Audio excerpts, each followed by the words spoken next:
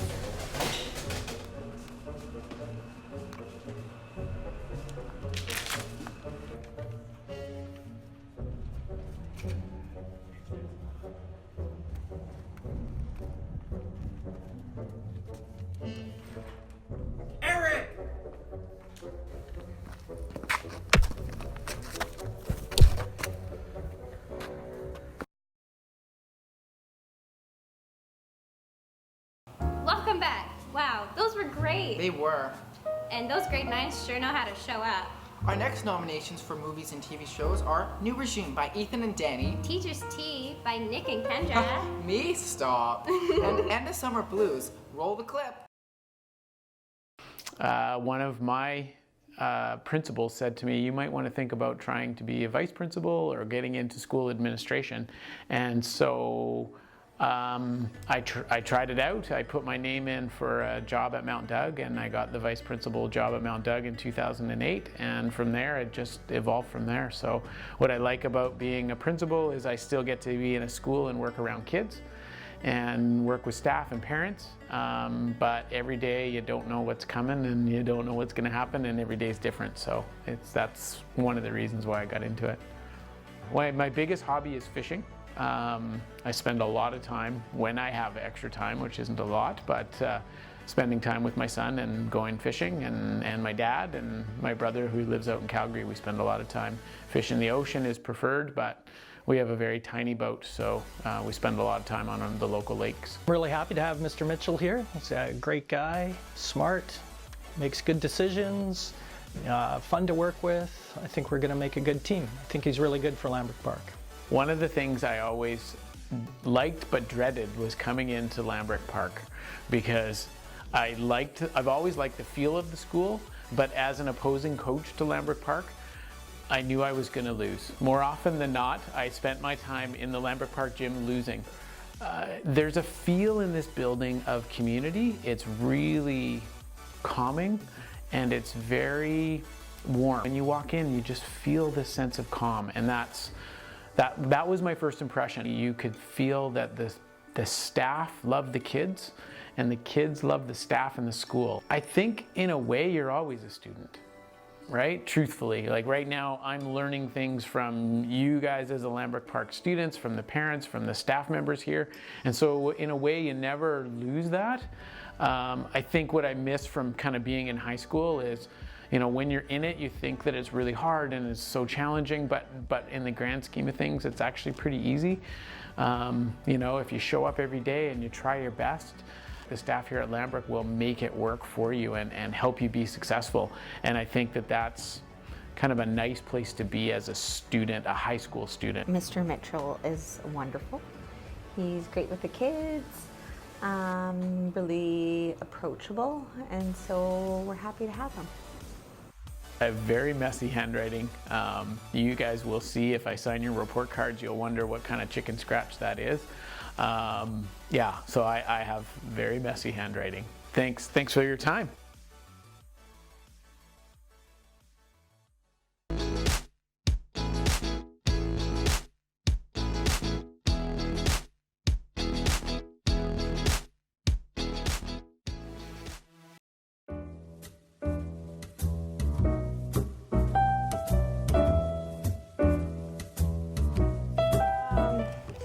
Just have a couple of points that, just want to share on Mr. Helm. Many people probably unaware of some of his background, so I just take this opportunity to share some of the details. Helm achieved a Bachelor of Science degree, but did a minor in history with a focus on Darwin's theory of relativity. I don't think many people are aware of that. Hello, I'm here today to talk about Heather Weir. And what most of you are unaware and really kind of may not be aware of is that Miss Weir, before she became a teacher, she was in clown school. So I'm here today to talk about Miss Nett Martin. One piece of her history that some of you probably know is that she spent a little bit of time in New York. The piece that you may not know about is that she was in New York at the request of the Canadian government. Good evening, Nett Martin here. Just wanted to talk to you guys about a very important event that's coming up in October and a little bit about Mr. Jensen. You see, Mr. Jensen was born in 1949, which means that this coming month is actually his 70th birthday. And so for his 70th birthday, we're pulling out all the stops. You see, what else that people don't know about him is he actually runs an underground Quidditch league. Well, Mr. Durden, in fact, is an eco-terrorist. He's planted many bombs on different pipelines. He's wanted currently for doing so. Good afternoon. I'm here to talk about Mr. McKee today. Mr. Colton McKee, as you may know him, but his real name is Adolphus. Now, Adolphus McKee is actually a member of CSIS. For those of you that don't know, that's the CIA light version in Canada. He was twice on the dean's list at university for academic warning, which not a highlight, not really a highlight. During his 20s, Helm partied hard at Merlin's. You young folks won't know what that is, but Helm does. Miss Weir also, behind the scenes, when she's teaching history, she's a LARPer. And she spends most of her day dressing up in costumes. She LARPs with her husband and her kids, and that's really what she does secretly in the background. Some of the things she was doing while she was there was working for theater companies, making some money that way, but the theater companies that she worked with really was a front for an underground crocheting operation. He is a little bit Harry Potter obsessed, and so he created this, and it's full costume, full everything. And so he's been practicing. So we're bringing the Quidditch Cup to Lambrick to celebrate his 70th birthday. Another little known fact is out in Souk, he actually raises alpacas. Born with no hair. He'll tell you that he went bald, but never had any hair to begin with. He's actually 56 years old, so he's doing pretty well. It looks pretty good. So any of these physical ailments that Adolphus claims to have, usually mission related. His bad hip, it's not because he's old. That was shrapnel, an exploded bomb right beside him. His closely shaven sides of his hair, actually necessary as he wears a gas mask each weekend. Every time he tells you he's going to get a haircut, that's a mission brief.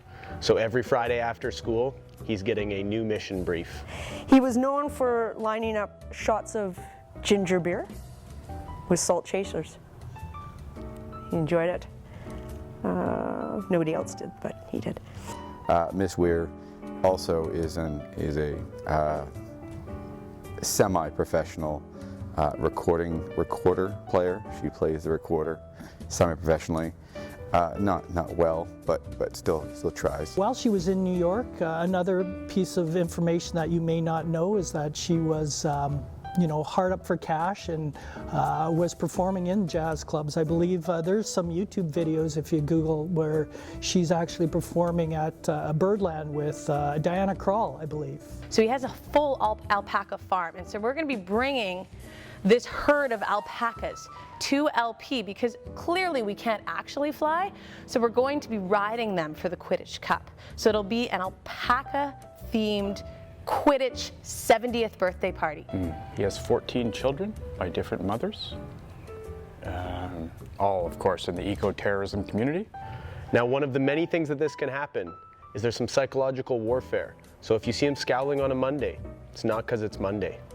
That was a rough mission weekend. He has proposed a cull of 2/3 of Antarctic penguins to help decrease climate change. Very serious issue, and I'm not sure if he has Greta's endorsement on the call, but he is working towards that. So just a man of science, a man of knowledge, an incredible role model for all the wrong reasons. Yeah. Thank you. And more or less, that's all I have to say about Heather Weir. I think those are some pretty interesting pieces of information. You could go and ask her about yourselves. And I need you guys to keep this really, really secret because we really want to celebrate this VP of ours. Thank you. He's got lots of secrets, that guy. If you see him having a bad day, it's not because he hates you as a student. He's saving the planet. One mission at a time, Mr. McKee, CSIS agent.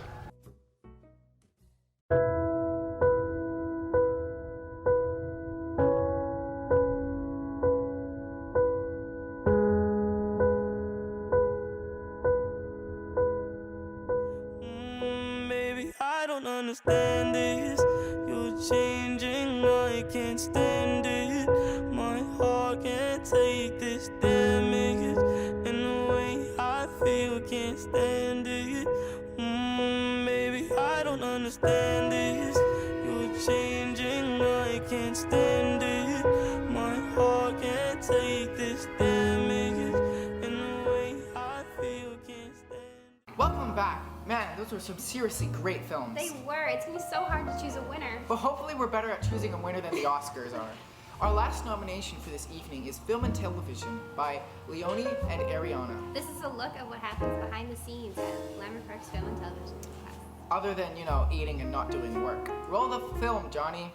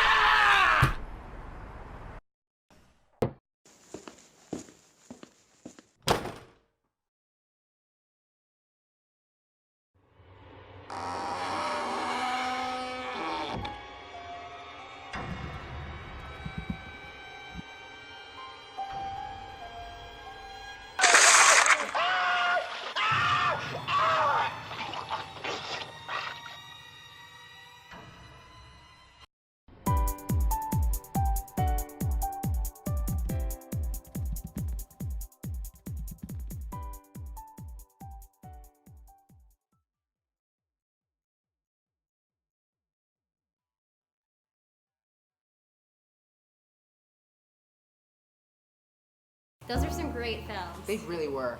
What was your favorite? I've got to say The Teacher's Tea. I think mine was The Grad Spirit. It was pretty funny, all of them dressing up. It was. But you're not here for our opinion. You're here for the people's opinion. Unlike every student council. Alright, but now the most important part is the winner for the Best Film Award goes to... Thank you, Darth Vader. Ladies and gentlemen, your 2019 Best Film Award goes to...